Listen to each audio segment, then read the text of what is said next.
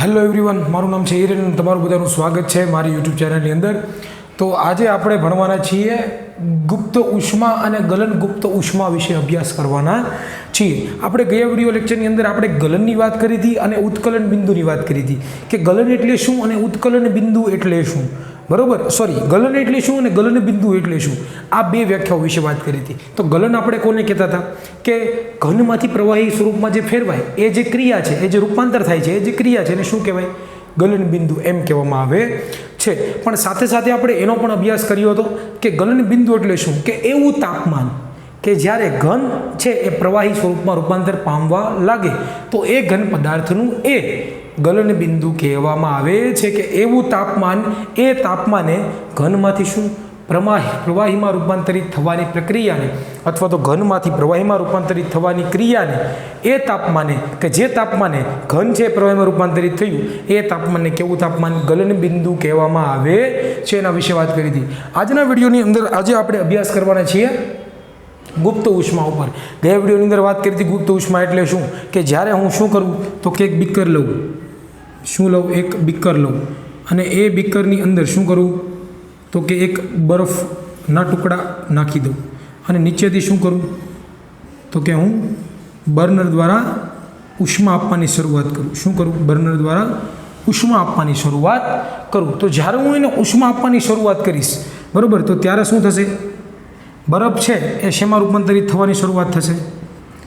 બરફ છે શેમાં રૂપાંતરિત? તો કે પ્રવાહીમાં રૂપાંતરિત થવાની પ્રક્રિયા ચાલુ થશે. અને આ પ્રક્રિયાને હું શું કહેતો હતો? ગલન કહેતો હતો. શું કહેતો હતો? આ પ્રક્રિયાને હું શું કહેતો હતો? ગલન કહેતો હતો. અને એવું જે તાપમાન કે જે થર્મોમીટરની અંદર મને બતાવે, એવા જે તાપમાને કે જ્યારે બરફ છે પ્રવાહીમાં રૂપાંતરિત પામે, એને હું શું કહેતો હતો? ગલન બિંદુ કહેતો હતો. શું કહેતો હતો? ગલન બિંદુ કહેતો હતો. બરાબર.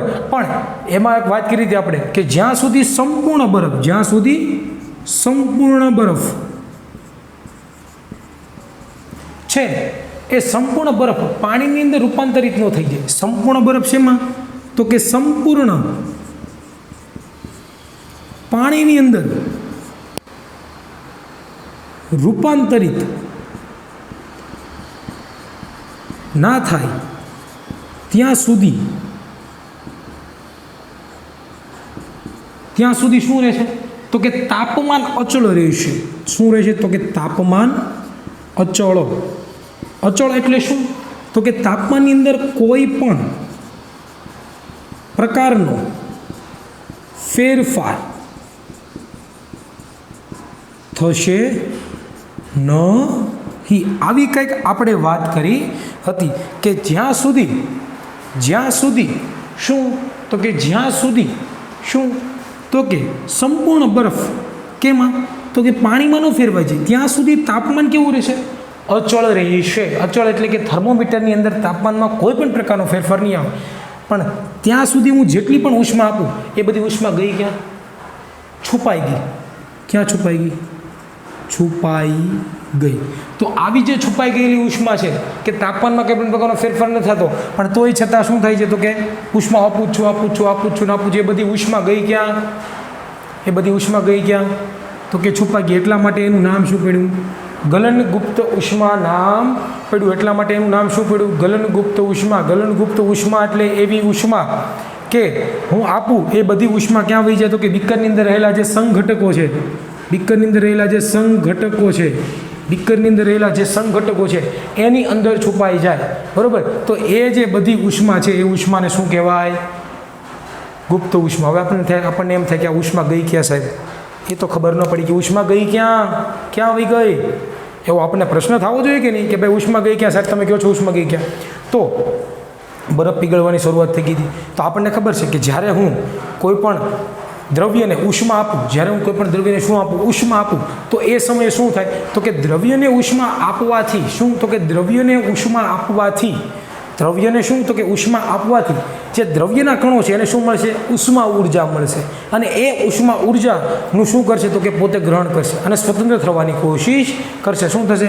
જેમ કે ઘન અવસ્થાની અંદર ધારો કે આ બે કણો છે, તો એને હું નીચેથી શું આપું તો કે ઉષ્મા આપું. તો એ બે જે કણો છે એ શું થશે તો કે છૂટા પડવાની કોશિશ કરશે અને એ બધા કણો છે એ છૂટા પડતા જશે પડતા જશે પડતા જશે જ્યાં સુધી સંપૂર્ણ બરફના જે કણો છે સંપૂર્ણ બરફના જે દ્રવ્યના કણો છે છૂટા ન પડી જાય ત્યાં સુધી શું તો કે જે ઉષ્મા છે એ બધી ઉષ્મા ક્યાં જતી હશે તો કે આ બંને કણોને છૂટા પાડવામાં વપરાતી હશે. એટલા માટે મને જે થર્મોમીટર છે એ થર્મોમીટરની અંદર તાપમાનમાં કંઈ પણ પ્રકારનો ફેરફાર જોવા મળવાનો નથી. બરોબર, એવી કંઈક આપણે વાત કરી હતી અને એ જે તાપમાનમાં કંઈ પણ પ્રકારનો ફેરફાર ન જોવા મળે એને શું કહેવાય? ગુપ્ત ઉષ્મા કહેવામાં આવે છે. શું કહેવામાં આવે? ગુપ્ત ઉષ્મા કહેવામાં આવે છે. ચાલો હવે આગળ પાછો આપણે અભ્યાસ કરીએ કે હવે પાછી નવી વ્યાખ્યા આવી. જો શું છે વ્યાખ્યાનું નામ? ગલનગુપ્ત ઉષ્મા. કે ભાઈ મારે હવે ગલનગુપ્ત ઉષ્મા કોને કહેવી? ગલનગુપ્ત ઉષ્મા મારે કોને કહેવી? તો ચાલો વાંચું તો કે પદાર્થના ગલનબિંદુ જેટલા તાપમાને. કેવા? પદાર્થના ગલનબિંદુ જેટલા તાપમાને. બરફ છે એ પાણીમાં ક્યારે પીગળે એ વાત કરી હતી આપણે. 273.16 કેલ્વિને એ બરફ છે શું તો કે પ્રવાહીમાં રૂપાંતરિત થવાની શરૂઆત થાય. તો 273 કેલ્વિન જે તાપમાન છે એ કેનું ગલનબિંદુ છે?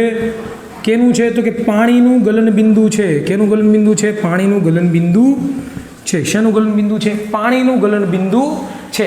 એ પાણીના ગલનબિંદુ 273 કેલ્વિન તાપમાને, બરાબર એ વાત કરીએ તો કે પદાર્થના ગલનબિંદુ જેટલા તાપમાને એક વાતાવરણ દબાણે, આપણી ઉપર બધા ઉપર એક પ્રકારનું દબાણ લાગે છે. કોણ દબાણ લગાડે છે? વાતાવરણ દબાણ લગાડે છે. આપણી ઉપર વાતાવરણ દબાણ લગાડે છે. પણ દુનિયાની જેટલી પણ વસ્તુઓ છે, તમારી ઉપર, કોઈ નિર્જીવ વસ્તુ ઉપર, સજીવ વસ્તુ ઉપર એક દબાણ લાગે છે. એ દબાણ કોણ લગાડે છે? વાતાવરણ લગાડે છે આપણી ઉપર. જો એ વાતાવરણ આપણી ઉપર દબાણ ન લગાડે તો આપણે બધા ફાટી જઈએ.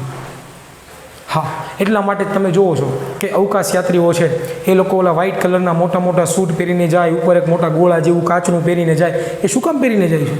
એટલા માટે કે જે એક વાતાવરણ દબાણ એમના શરીર ઉપર લગાડે રાખે, જેનાથી બોડી આપણું ફાટી ન. જો આપણા પર દબાણ ન લાગે તો આપણું બોડી ફાટી જાય, ચીરા પડી જાય, ફાટવા મળે.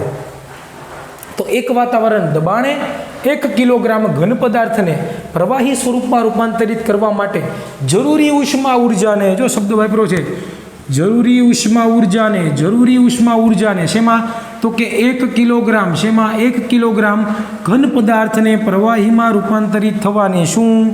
1 કિલોગ્રામ ઘન પદાર્થને પ્રવાહીમાં રૂપાંતરિત થવા માટે જરૂરી, શબ્દ બહુ જરૂરી છે, જરૂરી ઉષ્મા ઉર્જા ને શું કહેવામાં આવે? ગલનગુપ્ત ઉષ્મા કહેવામાં આવે છે. શું કહેવામાં આવે છે? ગલનગુપ્ત ઉષ્મા. ગલનગુપ્ત ઉષ્મા એટલે શું તો કે પદાર્થના ગલનબિંદુ જેટલા તાપમાને એક વાતાવરણ દબાણે 1 કિલોગ્રામ ઘન પદાર્થને પ્રવાહી અવસ્થામાં રૂપાંતરિત કરવા માટે જરૂરી ઉષ્મા ઉર્જાને, જરૂરી જે ઉષ્મા ઉર્જા છે, જરૂરી શું તો કે ઉષ્મા ઉર્જાને શું કહેવામાં આવે છે? ગલનગુપ્ત ઉષ્મા કહેવામાં આવે છે. શું કહેવામાં આવે છે? ગલનગુપ્ત ઉષ્મા કહેવામાં આવે છે. જો ફરીથી વાંચું, પદાર્થના ગલનબિંદુ જેટલા તાપમાને, પદાર્થના ગલનબિંદુ જેટલા તાપમાને એક વાતાવરણ દબાણે 1 કિલોગ્રામ ઘન પદાર્થને પ્રવાહી અવસ્થામાંથી ઘન અવસ્થામાંથી પ્રવાહી અવસ્થામાં રૂપાંતરિત થવાની ઘટનાને અથવા તો જરૂરી પડતી ઉષ્માને શું કહેવામાં આવે છે? ગલનગુપ્ત ઉષ્મા કહેવામાં આવે છે. ગલનગુપ્ત ઉષ્મા કહેવામાં આવે છે. જેમ કે પાણી છે એ 273 ડિગ્રી કેલ્વિન પછી શું થશે? ઉષ્મા આપે જ રાખીશ જ્યાં સુધી સંપૂર્ણ બરફ પ્રવાહીમાં રૂપાંતરિત ન થાય ત્યાં સુધી જેટલી પણ હું નીચેથી ઉષ્મા આપું છું એ બધી ઉષ્મા શું થઈ? ગલનગુપ્ત ઉષ્મા થઈ. કેના માટે? તો કે બરફ માટે ગલનગુપ્ત ઉષ્મા થઈ.